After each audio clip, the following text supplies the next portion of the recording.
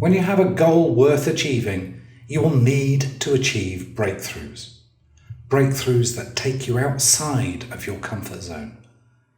Let me share with you how your neurochemicals are empowering you and 4 reasons that this is important for you and your success. Meet your happy chemicals.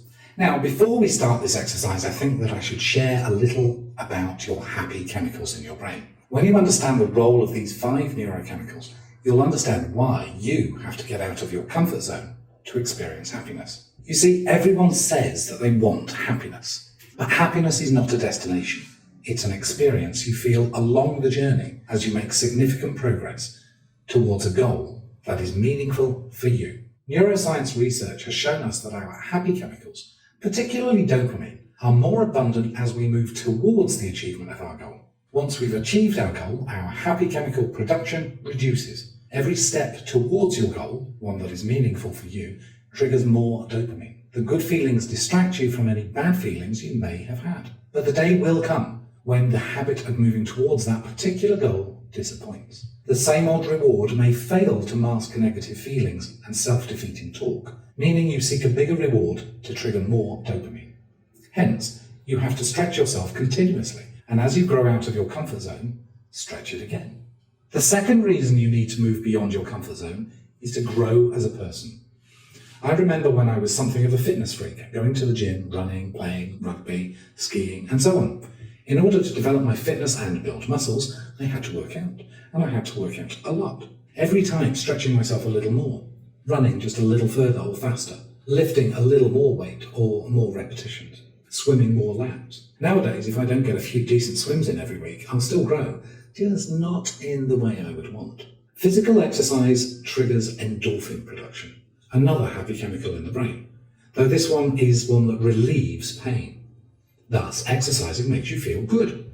But quickly, the same amount of exercise doesn't trigger enough endorphins, so you exercise more, which creates more pain, or you do something tougher to get the same feel-good feeling. The same is true if you want to build character, personality, improve skills, strengthen relationships. People who stretch themselves deliberately and regularly grow more. Only when you develop new skills, behaviors, or thinking does your brain create new neural pathways. To grow as a person, you'll need to develop these new connections and strengthen them. When you take on a new intellectual challenge that is painful for you, you will get a similar, though usually smaller, endorphin rush. The more you push, the more you trigger.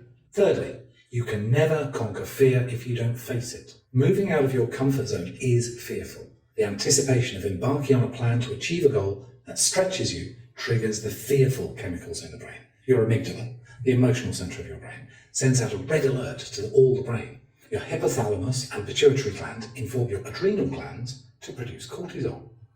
Cortisol causes your heart to race, your palms to sweat, breathing to become shallow, and your digestive tract to shut down, that butterflies in the stomach feeling, as your body is prepared to respond to the threat. You'll freeze, or run away, or stay to fight. The classic and most typical response when you fear is about actioning on your goals is procrastination, the freeze response to fear.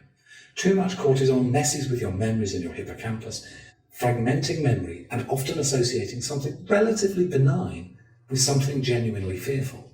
Producing dopamine or endorphins enable you to ignore or cope with the bad feelings generated by cortisol and adrenaline. If you don't stretch yourself, stay in your comfort zone, well, you'll not have to face that fear, will you?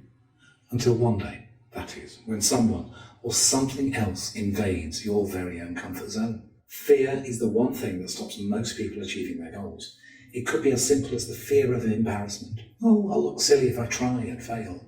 Very often, people know that they lack certain skills that, at least according to their CV, they are supposed to have in abundance. And if they stretch their own goal, they might just get found out. And what has been a comfort zone until now is no longer comfortable. There are 2 enemies to achieving your goal that you should be ready for. They are if only and what if. If only looks back at yesterday and the mistakes made, whilst what if looks to tomorrow and casts doubt on ourselves and our abilities. These 2 are enemies of your success. Your success is in the present.